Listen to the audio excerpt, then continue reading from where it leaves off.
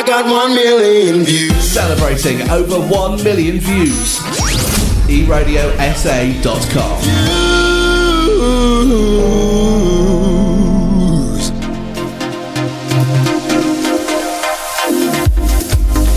And it's just after 3 o'clock on a Thursday afternoon, the final Thursday for the month of August, which is just unbelievable. And it's so good to be back with Tech Thursday. Last week we listened to the best of Tech Thursday, and this week we're back. But Kaine is coming to us from a distance due to COVID-19 protocols. Kaine, hello. Hey, Eon, thanks for having me. Oh, I'm back. It's good to be back. I missed last week. I felt like something was missing in my week. Yeah, I also missed it, man. I actually needed a bit of laughter. But anyway, here we are. I'm so glad it's back. But how are you doing otherwise? You good? All happy, healthy? Yes, absolutely. Happy, healthy, doing well. You know, tech's exploding at the moment, actually, despite COVID-19. I mean, we're always making advancements in the tech industry, whether it's financial, you know, automotive, phone and tablets, laptops. No, it's actually crazy. I was reading a thing the other day, and it was like 11 years ago, Mr. Beast had 0 subscribers. PewDiePie didn't exist. And Bitcoin was less than a cent. Wow, listen, that's incredible. Yeah, I mean, technology is not stopping for anything, never mind a virus. In fact, it's just kind of helping it to grow even more.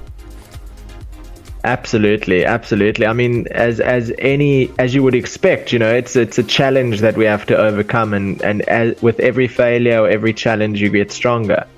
So exactly. That's the benefit, really. So, do you want to hear what we have for this week? Yes. I was going to ask you now.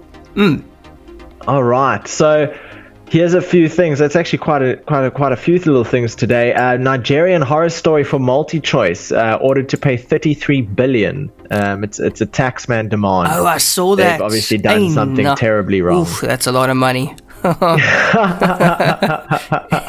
Then we have Elon Musk's Tesla bot, which was released, but was actually a joke. So we'll get into that and see what actually that has in store. But that did some rounds on news and things like that. I'm sure some of us have all come across it. Then we have Instagram's improved search could help close the gap with TikTok. I mean, in my opinion, TikTok search is the worst, you know, tool I've ever used, but apparently Instagram's trying to step up and make a better search engine, and we'll go over some of the things that they look at that might even help some Instagrammers and creators make sure that their content comes to the top of Instagram. Oh, that sounds good. Do you remember Pokemon Go? Yes, I know a few people were really going the distance to play that game. Well, speaking of distance, over the course of the COVID-19 pandemic, they made some changes to their in-game kind of rules and things like that in terms of how far you can access certain, you know, real-world landmarks and things like that, and they've been changing it and adjusting it, and it's quite interesting. Now you can access these landmarks from up to 80 meters away. I wonder how many people they thought were going to be crowded in one area. I thought Pokemon Go was dead. I didn't know it was still so popular, to be honest. Exactly, same here. Then we have the next $1 million NFT.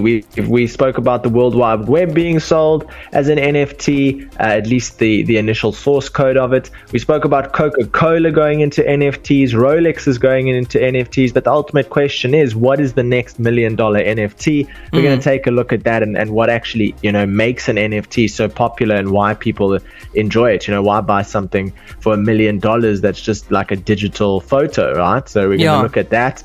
We're also going to look at the government, our SA government, who wants to build a high-speed railway between Joburg, Pretoria, and Durban to combat some of the challenges they're facing with international, like, cargo ships and things not wanting to dock near South Africa because of all the looting and things like that.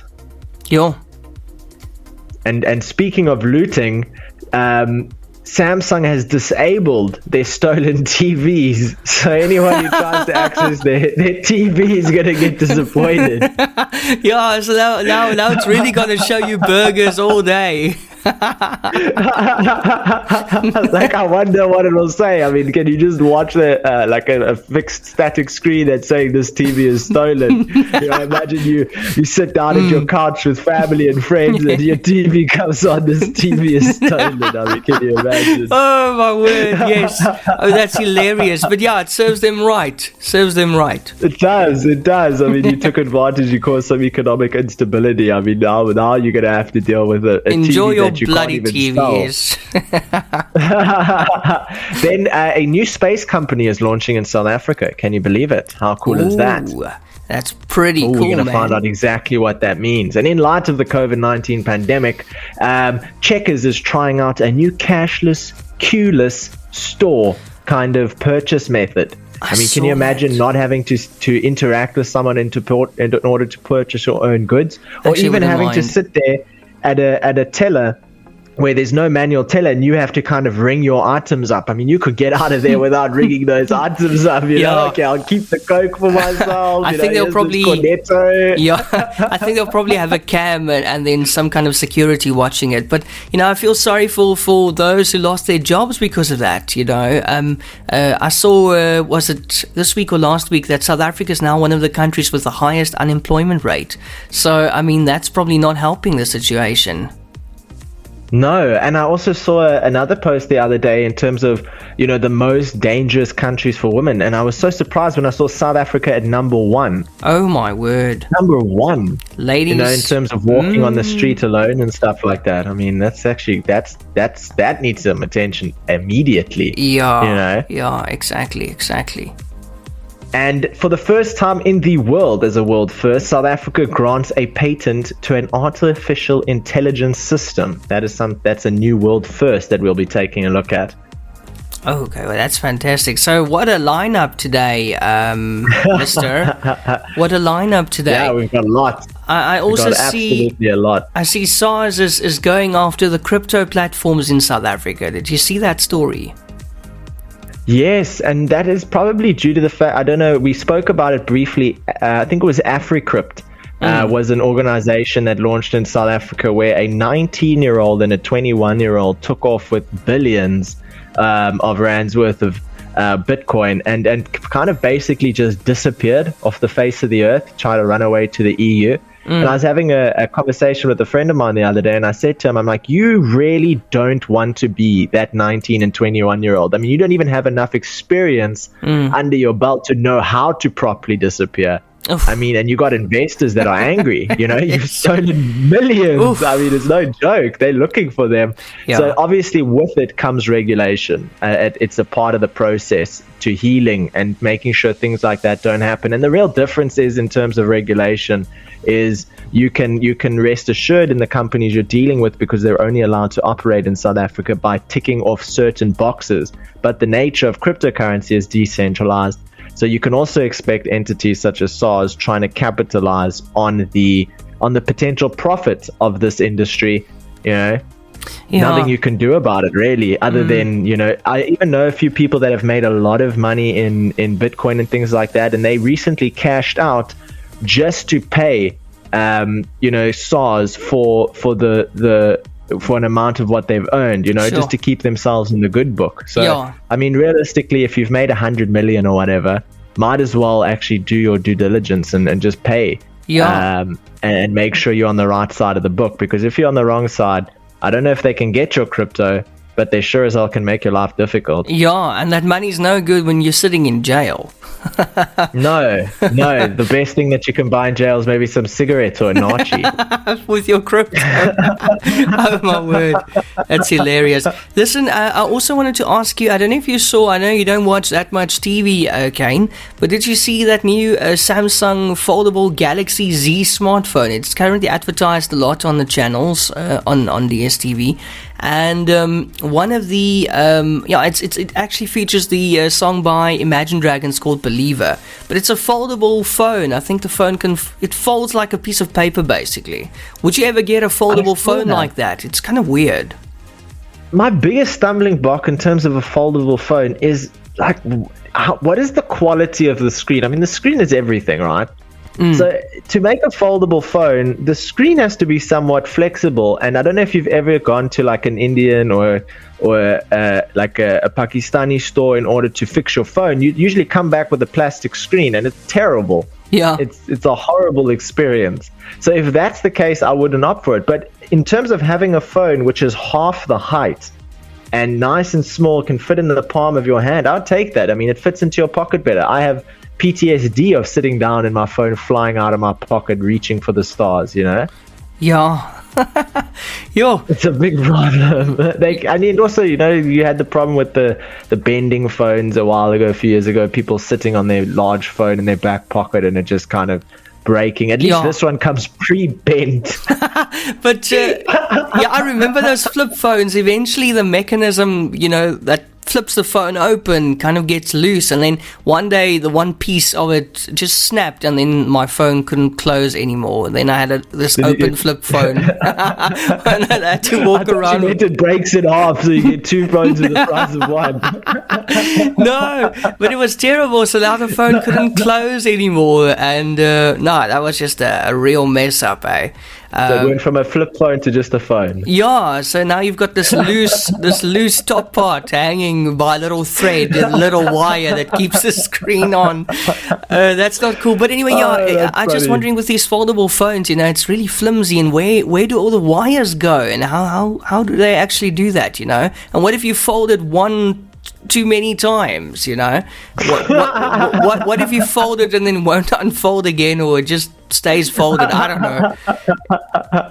No, I don't think I would like it. It's quite weird, you know, answering a folded phone. Like, if you don't have to flip it up to answer it, it's going to feel whack. Well, let me just unfold my phone quickly. Sorry, I couldn't answer it quickly. My phone was all folded. But it was all part of the experience back in the Motorola days. You know, your phone's ringing and you just flick your wrist and it goes, wah! And then your phone's answered and you answer and you're done. You flip it back down. You know? And when you're angry, you flip it extra hard and then it just falls apart anyway. But anyway, too funny. So let's jump into something here. So Instagram's improved search could help close the gap with TikTok. Now, the very interesting thing about TikTok is that I can say from experience is once you watch a video, if you don't save it or download it or send it to your best friend or copy the link and put it on some notes, you will never find that video again. It is gone.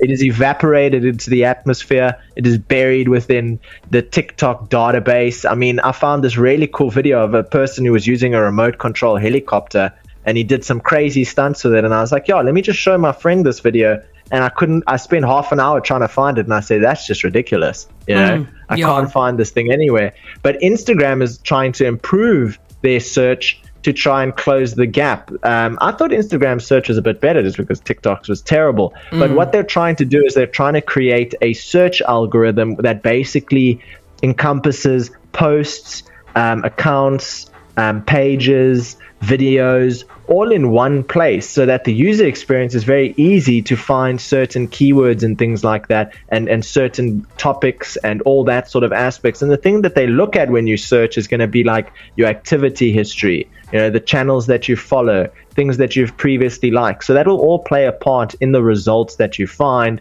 And those results that are coming up, there's going to be a preference towards accounts with higher followers, much as you would expect.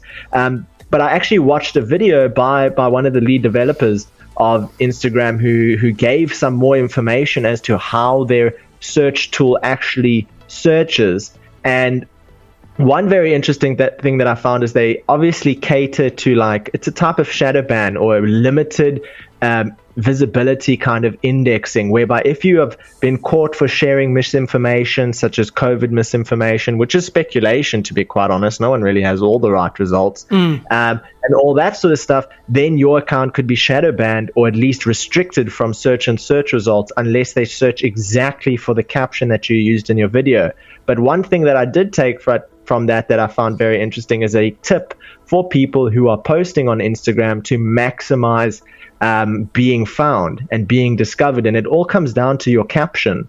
Every single caption that you post tells Instagram sort of what your account is about. and you never really put a lot of thought into the caption of your image. You're usually trying to speak directly to individuals or at least represent something comedic about your photo, but no one really takes the time to truly detail what is within the photo and what is the topics, and using the same keywords across all of your captions. If you're someone like a car page, you're managing a page full of cool cars and things like that, or maybe you're selling products online, you're a pen distributor, you have all sorts of different pens. It becomes very important to be able to actually curate those captions. But I am interested to see what happens and how good search can truly be. I mean, they're competing with what is the worst search I've ever seen on any app, which is TikTok's search algorithm. But that is the update from Instagram. I mean, let's keep an eye on that. Let's see what happens. And then what is this thing that's happening there with multi-choice? Okay, that's in Nigeria, right? Yes, absolutely. So multi-choice has received a demand in Nigeria for basically, either not paying the tax properly, but the Nigerian tribunal has ordered multi-choice to pay 50% of the disputed $4.4 billion tax bill. Or 1.8 trillion naira. Now, I mean, that is a lot of money, right? Yeah. That's a lot of money, especially for someone like MultiChoice, who might be struggling now thanks to all their competition and things like that. But it just goes to show how important working with the government is when you're operating a particular business.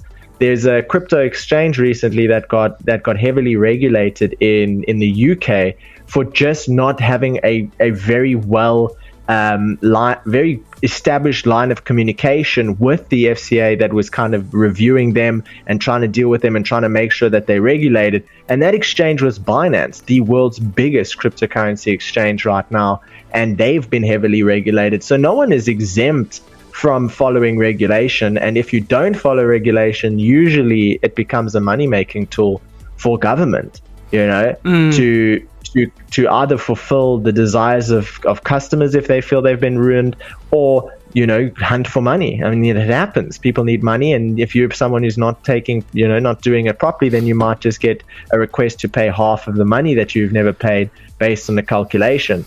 So MultiChoice Nigeria is a division of a South African group which provides DSTV. The statement came after the FIRS said in July it had instructed banks to freeze the accounts of MultiChoice because the company had refused to grant access for the tax auditors to do its servers.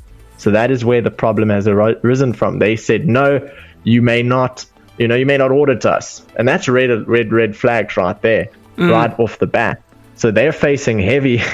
I don't know if they're going to be able to pay it. I hope MultiChoice makes a lot of money, because it's $4.4 billion, not rand. Shoot. Dollars. So otherwise they'll have to hike their subscriber prices or something to kind of make up for it somehow and put it up again. This just said DSTV now costs 8,000 rand for the minimum subscription, only for 1 month. Oh my word, no. But listen, now that we're talking about DSTV, I've noticed a slight improvement in the content on Netflix. Maybe it's because I've been sick now and I had more time to actually search and go through it. But there seems to be a slight improvement in content on Netflix. Have you noticed or not? Well, I like only a I like. How do you like? A few. I only like a few shows on Netflix, to be quite honest. You got The Modern Family, which is great. You can watch it 5 times in a row. Yeah. You got Outer Banks, which is fantastic. Oh, yeah. You had Stranger Things, which was really good. You had Altered Carbon, which was really good. You had that one detective show. What you have Lucifer. You had The Holistic Detective, I think the Holistic Detective Agency or whatever that was called, that was really good. But outside of those, once you've watched it all, it becomes bland. You're kind of hunting for something interesting. And sometimes you find something interesting. I must say, The Good Doctor is a great show. Oh, yes, with Netflix. Freddie Highmore from Bates Motel. Absolutely brilliant. He's was a on brilliant Rush actor as well. Yeah, he's that guy is a brilliant actor, I tell you. He's so underrated. Definitely. Absolutely. So I definitely, from Netflix, from Netflix's perspective, they really have to provide a lot of content, because it used to be that Netflix is the only solution that you need to watch a whole bunch of stuff, and COVID wasn't there. They had big money to develop these YouTube originals, movies, and YouTube original Netflix original movies and Netflix original series, and now with all the restrictions that come into play, they almost braked, or they paused for maybe 6 months to a year. Well, that's what it feels like. And now they might have started again a few months ago or a year ago, but it takes a while to develop a movie, you know? Yeah. So now we're seeing kind of it filtering back in. We just had that other movie that was released, The Meg. That was really good, with Jason Statham, or whatever his name is. That was a brilliant movie. So I'm hoping really good stuff comes down the line, but they're definitely not out my radar of, you know, this is it's a bit bland to say the least. Yes, well, Susan just said on the WhatsApp line she can hear me breathing. That's pretty stalkerish, don't you think? This microphone's so sensitive. Obviously, with the nose being blocked, that's probably why you can hear me breathing. Kaine, would you wear... Better to be breathing than not breathing. Yeah, flip I'd be worried if I couldn't hear you breathing. Listen, would you ever wear a scented face mask, Kaine?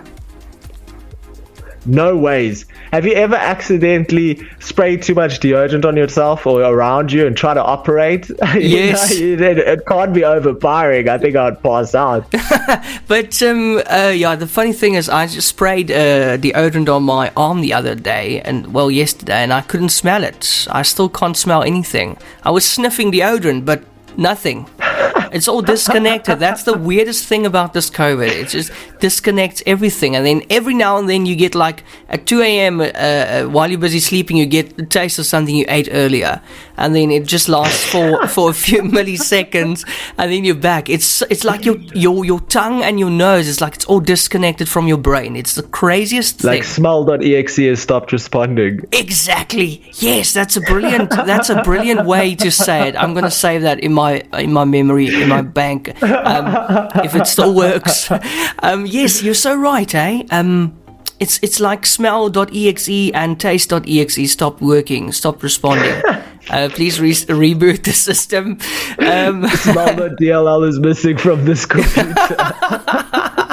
Oh, you're such a computer guy, I can hear it. But listen, scented face masks, there's actually a chicken scented face mask right now, eh? A chicken? Yes. It will feel like you're in a chicken store, like Chicken Licken or whatever. Would you wear it?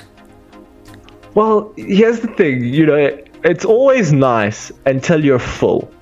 Yeah. You know, you might be hungry, but then you're full and you're just really not hungry anymore. It might be way overwhelming. But outside of that, it might be nice. I'd opt for like roses first. I think I would try something like that. Maybe, you know, something a little fruity bit more. one. Yeah, a fruity one. I don't want to smell chicken all day. If my like smell returns. Or, you know, yeah. And then there's one called pumpkin spice. That looks like a really nice one. But it appears to be a market for it now. But anyway, we asked on our Facebook page and for our WhatsApp results, asking, would you wear a scented face mask, yes or no? And the results so far, 98% saying no and 2% saying yes. But that's the chicken one. Maybe they'll wear something else. That's I would the go maximalist. I would go for a strawberry or something if I had to pick one. Or maybe a fresh lemon, you know? A lemon scent. I just don't know if it would sit well with me having chicken in my peripheral all day, every day. Going to work, chicken. You know, come home, chicken. Have a shower, quickly pop into the shops, chicken. You know, might become vegan after that. Yes. No, that's strange. But yeah, I can't believe it. I thought it was a joke at first, but it's a thing right now. Scented face masks. What a time to be alive, eh? Oh, that is so funny.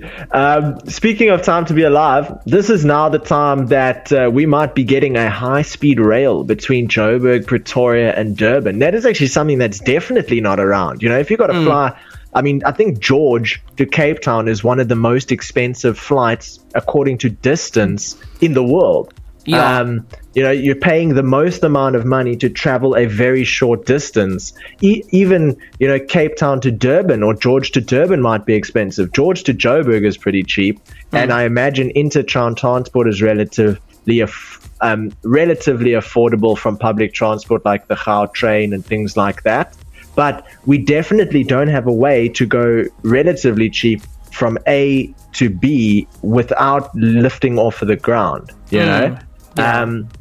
And having a high-speed railway is something that South Africa never has. I mean, here in Knysna, we have the infrastructure for a railway, a very mundane railway, I might add. I mean, it'll take you from A to B over a long time, but it's not a high-speed railway, and it's been since decommissioned. So it hasn't been a priority up until now, but the reason it's becoming so much of a priority is because, let's go into it. The government is conducting a feasibility study to introduce a high-speed rail development between Pretoria, Johannesburg and Durban, says Transport Minister. Presenting to Parliament's Select Committee on Transport on Wednesday, 25 August, Mabula said that the planned development will carry passengers as well as freight. He said the government is also looking to overhaul its freight by rail's plans and is working on an updated rail policy for the country, currently being developed as a white paper. Mabula warned that the recent unrest seen in parts of KwaZulu-Natal and Gauteng will cause long-term damage to the country's cargo and freight industry. The closure of the N3, for example, had a significant impact on traffic volumes that rely on the highway, and the major route typically has traffic in excess of 6,000 heavy vehicles per day. The 4-day closure of the N3 meant 12 billion rands worth of goods did not arrive at their intended destinations. So the problem is, cargo owners are also looking at transporting their cargo through Namibia, Angola, Mozambique, and further north. And if this trend continues, South Africa is at a risk of losing its gateway status for transit freight. So because of the strikes and the riots and, cargo being stolen, stock being stolen, roads being shut down, we've lost a lot of confidence in taking cargo through South Africa, because at the end of the day, it's a business calculation, right? Least risk, highest reward is the ultimate goal every single time. And if it becomes more risky and less rewarding to go through South Africa, we're going to be in a problem. So this is an attempt to kind of protect ourselves from potentially losing a lot of that transit status. And it would be really interesting to see it, because it's part of the government's infrastructure plans for the next 30 years. And, it's developments up until 2050. So this could happen soon. It could happen in a long time. But it would definitely be nice to be able to order something from like Johannesburg, have it not have to travel by air and still arrive at your door, within the next working day and things like that. That's the kind of benefits we might experience from it. So it'll be very interesting to see what happens. It's by no means a cheap thing to do, but definitely something that might benefit our economy in the coming years. And then, Kaine, you are quite a Huawei fan, right? Are you still one? Yes, I was, and then I switched back to Samsung for the S21 Ultra camera.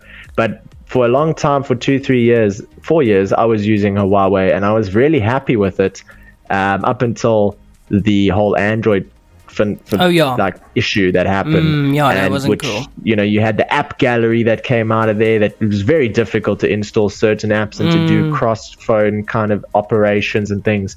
But I know that Huawei released that new operating system.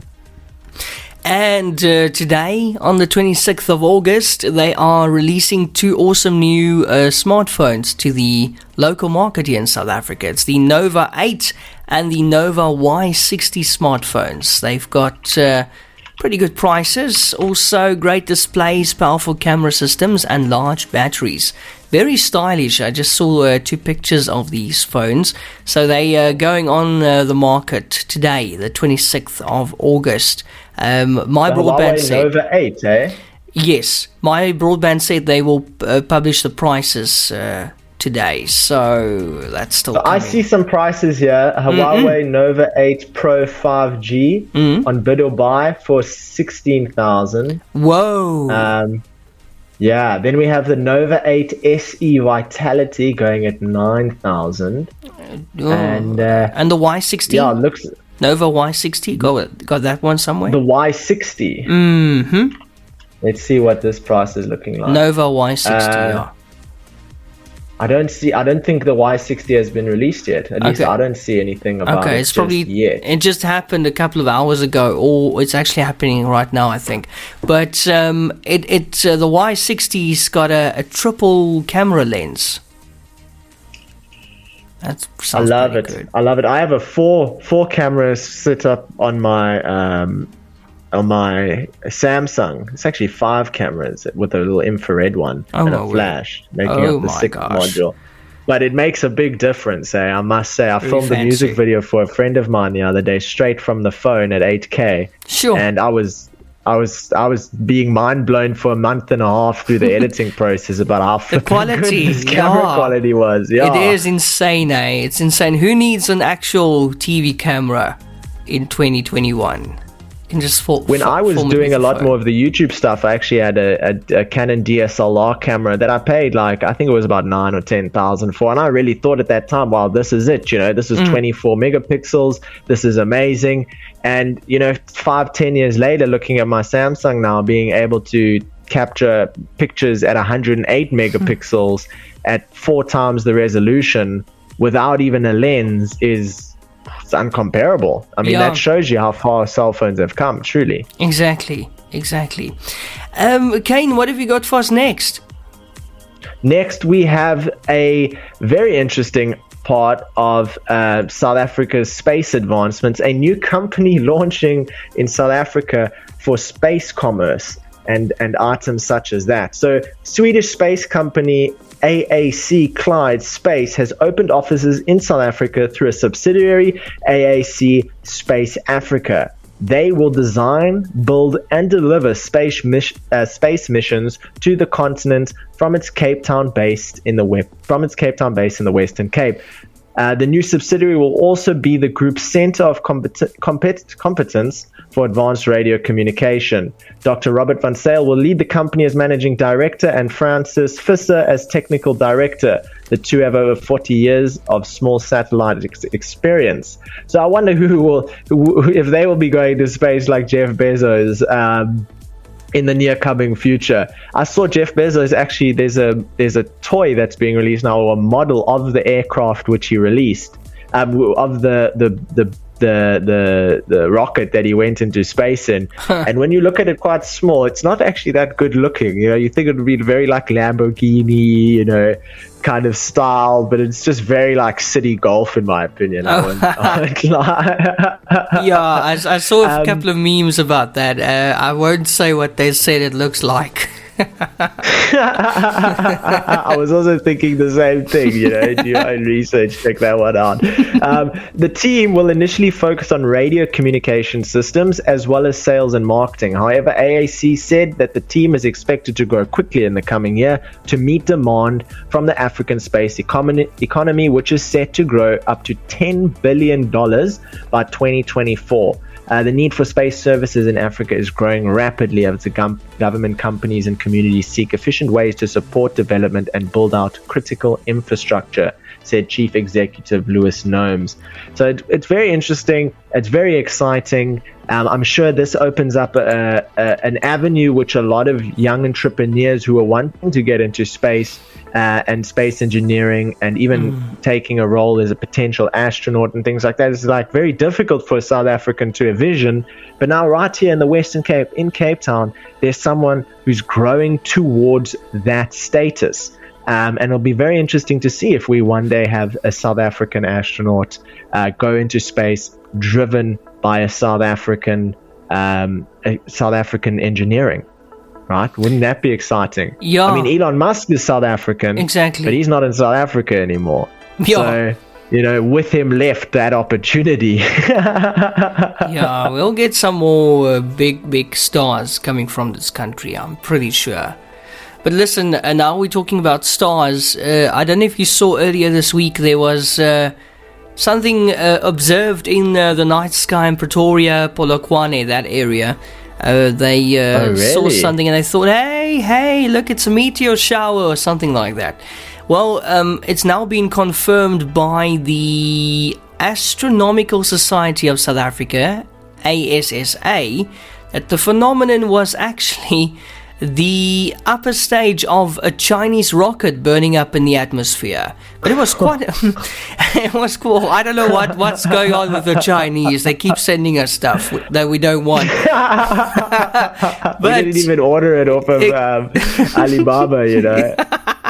Yes. So, but they keep sending us stuff. But anyway, it was nice and bright, beautiful. Actually, I saw a couple of videos of it. It was quite a phenomenal display, and people were just puzzled and fascinated at the same time, saying, "Hey, you know what's going on here?" But no, it looks like it was the Zhuangzheng 1S designated YZ1S rocket. The re-entry of the upper stage of the Zhuangzheng. The Huawei Zhuangzheng. Imagine that. Oh, that's too funny. Yeah. Speaking of stuff crashing and burning, looters in South Africa are having a problem now because of obviously having their television functionality blocked. Samsung's Carter Ridge distribution center was raided during the unrest, but all of the stolen televisions were equipped with a television block function. Brilliant. The company said that means televisions can be disabled remotely. Samsung activated the TV block function on all of its TVs stolen on 11 July. Now, that is it's brilliant because those people that stole those TVs, you know, they were really opportunistic. They're the reason freight companies and stuff are a bit nervous about coming through South Africa right now. I had international clients asking me if I'm okay, even though I was more than okay. That's the degree to which they were worried about the situation. Sure. It made global headlines. And now they're not able to use their TV, which is great. But it begs the question, this is functionality that was developed prior to the TVs being stolen. So is my Samsung TV in my lounge just going to one day just be turned off? Sorry, bro, you're not paid your TV license. You're out of luck, you know? Good luck watching Netflix now. Yeah, I wonder. Yeah. I wonder if it's like like the principle of a cell phone that's blacklisted, where every cell phone's got a unique number, and then they just go, block, and then the phone is completely useless. I suppose that's how it works with the TVs as well. So when you go to somebody now and it says this TV has been stolen, I mean, imagine, like you said, they switch it on and it's going to tell you all about their criminal past. So just put your hands in the air. I bought it from Gumtree. That's how I got it, just before you jumped into conclusions. Oh, my word. Yes, from Gumtree. Yeah. But I imagine it must be connected to the internet to do that, because if it doesn't have to be connected to the internet in order to be blocked, that's a big problem. You're going to see people not just nervous about having Wi-Fi in their house. There must be some connection to it, right? But those are smart TVs, right? So obviously at some stage they must get connected to the internet, and that's when they go pow. I'm just glad they didn't announce, don't worry, we've got tracking functionality in there. We can trace them directly to their source. We'll come and collect it. I put my TV at night, That's where I'd get really nervous.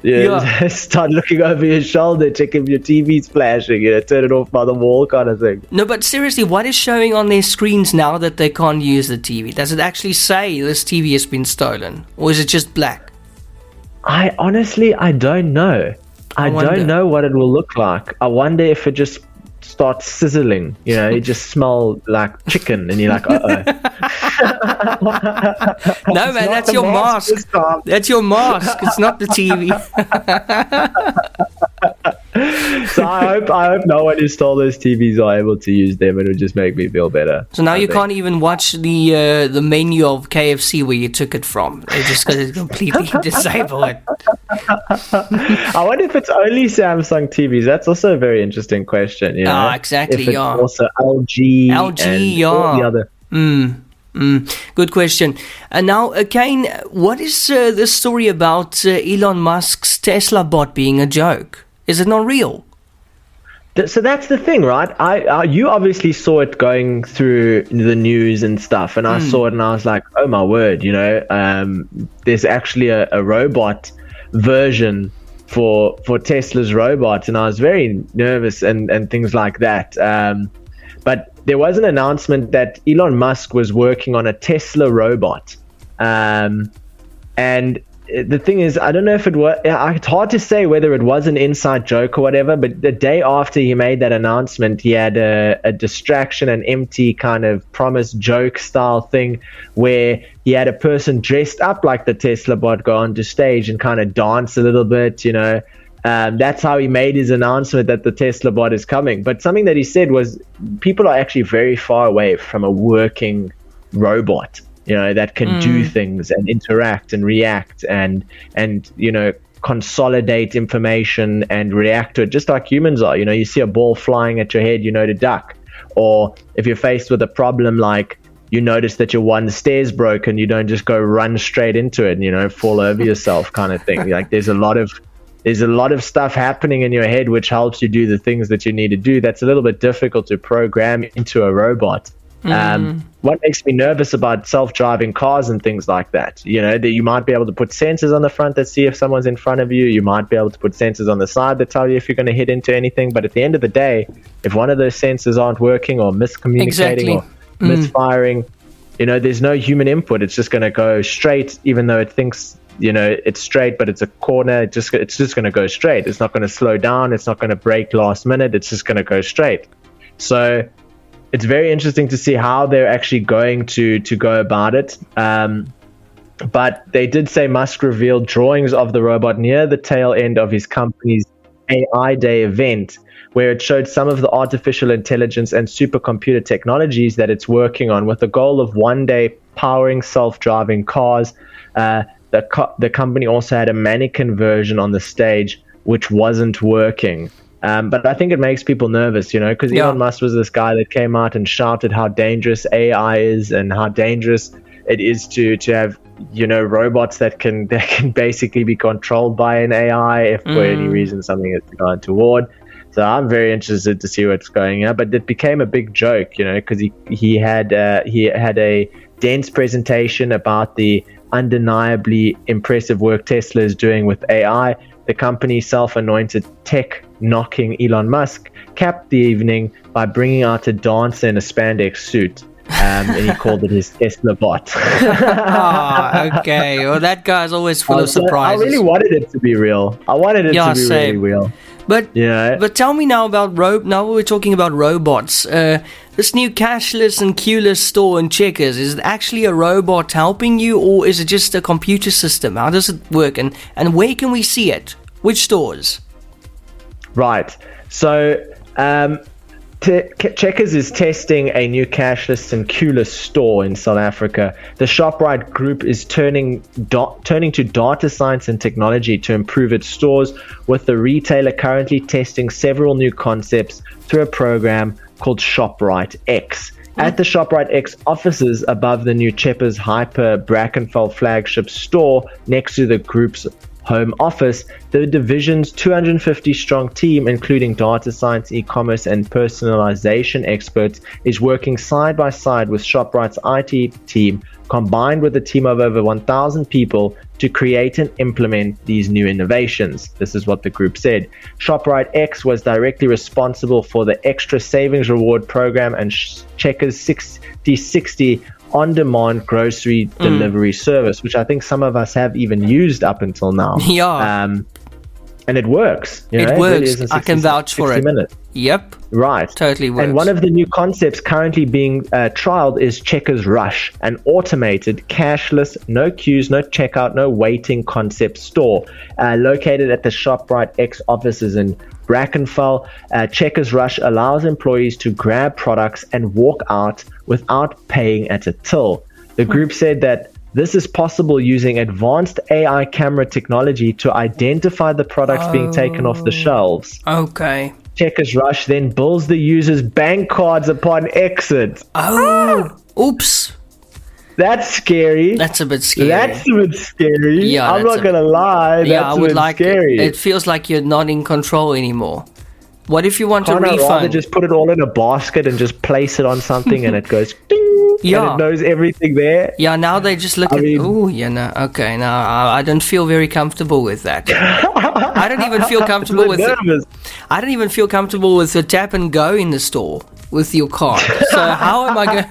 This camera thing, hey, when I don't know. They say we are serious about being Africa's most customer-centric retailer, and the launch of ShopRite X represents our investment in fit for the future precision retail, which is increasingly digital and data-led, said Peter Engelbrecht, ShopRite Group Executive Chief Officer. The next era of growth for us is about precision retailing. ShopRite X will use our rich customer data to supercharge a smarter ShopRite and ultimately fuse the best of digital with our operational strength across the continent. This sounds very like they're about to ask for funding kind of thing. To be totally honest with you, it's very sully.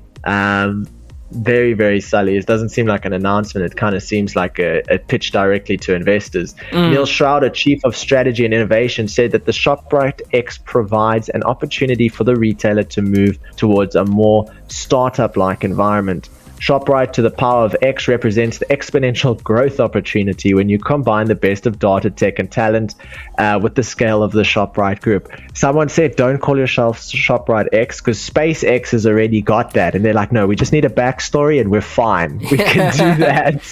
Yeah, ShopRite X, yo, whoa, this is incredible, eh? Yo. The world is changing. I mean, it makes me a little bit nervous. I mean, how can that be exploited? I'm going to end up, at least when I go up, and this is just personal opinion, when I walk up to the teller, I see her ring each individual item up. Sometimes she might even ring one twice by mistake, and I'll say, hey, I think there's been a mistake here. But at least I know that what I'm paying for the bill should be accurate because I watched it happen. But now you're kind of walking and grabbing a couple things off of a shelf, walking, paying, getting to your car, getting home, and being like, sure, how much did I buy? What came up to this amount of money? Yeah, there's bound to be some errors, eh? I'm 100% sure. I hope they've got a good refund system in place. Like, I didn't buy 50 Maynard sweets. How did that happen? Well, we've got you on camera doing it. You did it. Smart AI's got you, Sure, yeah. Good point there, Kaine. We'll have to see about that, actually. See what happens if it's going to be rolled out in all the stores, and maybe just in the major cities. I don't know. Absolutely. And also in a world first, to kind of top off the day, South Africa has granted a patent to an artificial intelligence system, which is pretty crazy. South Africa's decision has received widespread backlash from intellectual property experts. Some have labeled it as a mistake or an oversight by the patent office. At first glance, a recently granted South African patent reading to a food container based on factual geometry seems fairly mundane. The innovation in question involves interlocking food containers that are easy for robots to grasp and stack. One closer inspection, the patent is anything but mundane. That's because the inventor is not a human being. It's an artificial intelligence system called DABUS, which stands for Device for the Autonomous Bootstrapping of Unified Science. I think that's what it says. Is an AI system created by Stefan Thaler, a pioneer in the field of AI and program. The system stimulates human brainstorming and creates new inventions.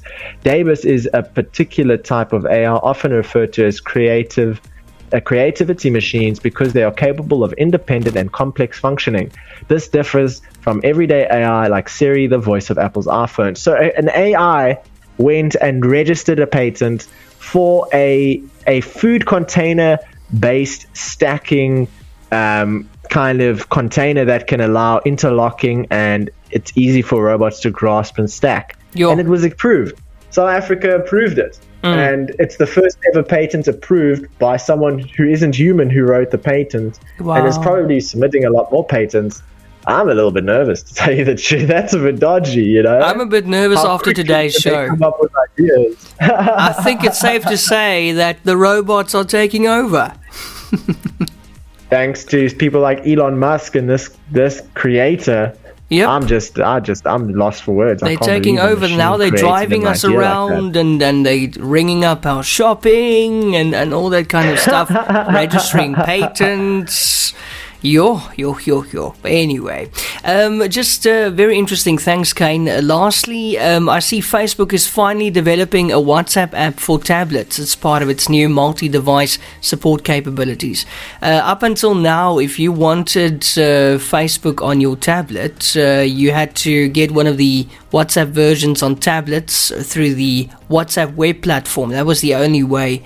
Or you can also install a WhatsApp APK from sources. Oh, you mean get WhatsApp on your tablet? Google Play Store. Yeah, now you can finally, they're working on it. WhatsApp is coming to iPad soon. I thought that was possible already. What's taking them so long to roll that out? It's only 3 types of devices. Yeah. Mobile phone, desktop, and tablet. Yes. Desktop can be laptop as well. Those are the 3 types, and they've only been facilitating 2 of them. Why? Yeah, exactly. What took them so long? So that's coming soon. They're working on it according to a website called WA Beta Info. They didn't state when support for Android tablets would arrive on the WhatsApp beta for Android, but they also posted a couple of screenshots on My Broadband if you want to go and look at it. Finally getting a decent WhatsApp version for iPad. Wow, what a week of developments for technology, hey, Kaine? I Absolutely. just can you imagine what we're going to have next week? No, it's at this rate. Next week we're going to be talking about like robot cars and things like that, Transformers. You know. Yeah, or a president that's a robot that's running the country now. The latest political member to join, you know, is a ANC robot. or Yeah. the DA. Oh, there's a lot we can say about that, but I actually don't want to. But Kaine, thank you as always. It was nice catching up with you again, and we'll talk to you again next week. As always, thank you so much for your input. Absolutely, and I'm glad you're feeling better and recovering from COVID strong. Yes, man. Kick its butt. That's what we do. That's what we do. It ain't gonna kick my butt. I'm gonna kick its butt. That's the way we do it. That's the mentality needed, right? Exactly. Absolutely. Well, thank you so much for having me this week, Eon. I'm looking forward to next week and kicking it back off. Hopefully we'll be in studio, but we'll see how it goes. And thanks to all of our listeners for tuning in and dropping in and saying hello. Like a man. Listening. And you have a wonderful rest of your Thursday. Brace yourself. I see it's going to get really cold again as from tomorrow. Have a good weekend as well. And we'll talk to you next week, Kaine. Thanks so much. Absolutely. Thanks so much, Eon. Have a good one. You Bye-bye. too, man. Cheers.